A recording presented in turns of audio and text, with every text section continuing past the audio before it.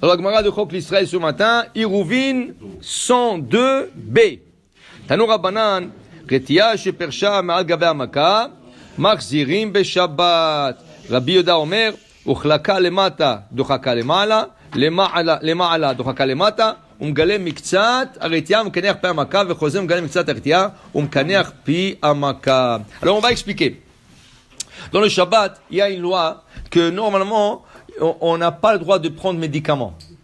C'est ça, c'est une loi. Mais il faut expliquer. Cette loi, il y a beaucoup de détails dans cette loi. Quelle est la raison? La raison originale de ça. La raison originale, à l'époque du Talmud, le médicament, c'est pas comme aujourd'hui des cachets, des pilules. C'était des herbes. Et ces herbes-là, il fallait couper.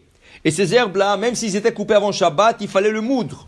Il fallait le rendre en poudre. Okay? Tout ça, c'est interdit. On appelle ça melechet tochen. Moudre le Shabbat, c'est une de 39 interdictions de travaux qu'on n'a pas le droit de faire Shabbat. Okay? Même imaginez-vous, le Shulchan Aruch dit, on n'a pas le droit de faire une salade israélienne le Shabbat. Qu'est-ce que c'est salade israélienne? Ils prennent les tomates et ils les coupent en très petits. Okay? C'est le Rashba, il dit chayav khatat. C'est interdit. Alors le Shulchan Aruch dit, il faut que tu coupes un peu de plus grands morceaux. Pas des grands morceaux, mais un peu plus grands que la salade israélienne. Okay? Alors moudre, prendre quelque chose, et le couper en petits morceaux, ou le rendre en poudre, complètement interdit. Là, ils ont interdit de prendre médicaments Shabbat. Okay? On ne parle pas de quelqu'un qui est gravement malade. Ça, pikuach nefesh. Ça, on ne parle pas. On parle de quelqu'un qui a un mal de tête. Il veut prendre un médicament, il n'a pas le droit. Maintenant, on sait tous qu'un décret qui a été fait par nos sages, tu ne peux pas le renverser. À moins que tu trouves un beddin plus grand que ce sage. Tu ne vas jamais le trouver dans notre époque. Okay? Alors, dans ce cas, le décret est valable. Alors, tu veux prendre un Tylenol, Shabbat, Advil, okay? Tu veux prendre n'importe quoi, aspirine. Normalement, c'est interdit. Ah, tu vas me dire, mais je ne vais pas moudre. C'est déjà un cachet, c'est déjà préparé dans l'usine. Oui, mais le décret est là. C'est assourd de prendre un médicament Shabbat.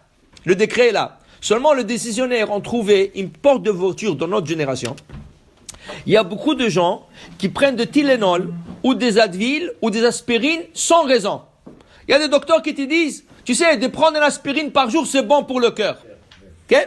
Et il y a des autres qui te disent, tu sais, pour le rhumatisme, pour le ça, prends un Tylenol, prends un Advil. Ah, mais j'ai pas mal. C'est pas grave, c'est bon. Ça veut dire que le Tylenol, Advil et aspirine, c'est devenu de bonbons. Prends. Tu n'as pas mal, tu n'as rien, prends un. C'est devenu comme un bonbon. Dans ce cas, il y a beaucoup qui permettent de prendre Shabbat quand tu as quelqu'un a mal de tête, mal de dents, mal de n'importe quoi, Tylenol, Advil. Maintenant, il y en a qui sont pas d'accord. Alors, c'est quoi la meilleure façon de le faire? De prendre le Tylenol ou le Advil ou l'aspirine et de le mettre dans le manger. Mets-le dans la dafina de Shabbat. Ou moins dans une salade et mange-le. Tu le croques dans la bouche, tu l'avales et tu le manges. Okay? Alors, donc, ça c'est, tu l'as caché dans le manger. Okay? Alors, c'est valable. Okay?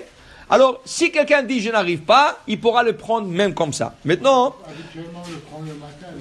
Oui, c'est l'après-midi. S'il revient à la maison de la synagogue, il a eu mal de tête. On ne sait pas. Maintenant, il te dit ici, c'est pas seulement les cachets, les pilules, c'est aussi le pommade. Mais le pommade, c'est un autre problème. Le pommade, tu n'as pas le droit de mettre le pommade Shabbat, ni de oindre des crèmes Shabbat. Ça s'appelle memareach. Memareach, c'est étalage, étaler quelque chose. Okay? Tu mets une pommade et tu l'étales sur la peau. C'est interdit. Ça fait partie de 39 travaux interdits le Shabbat. Okay? Maintenant, ici, dans la Gemara, Tanu Rabbanan, la Gemara dit, Retiya. Quelqu'un, il a eu un pansement. Et dans le pansement, il y avait de la crème médicale. Okay? Et c'est tombé. Maintenant, il veut remettre la chose. Est-ce qu'il a le droit de le faire? Dit la Gemara, si la retia est tombée, machzirim be Shabbat. C'est pas quelque chose que tu le mets à la crème Shabbat.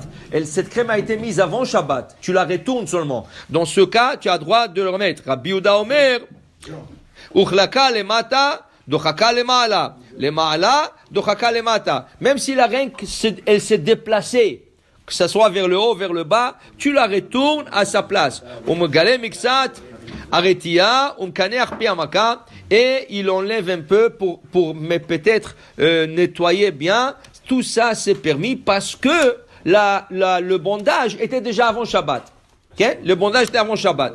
Si tu mets rien qu'un espadra, un band-aid, quelque chose comme ça, tu le mets rien comme ça, sans crème, c'est bon. Mais si tu le mets la crème, c'est un problème Shabbat.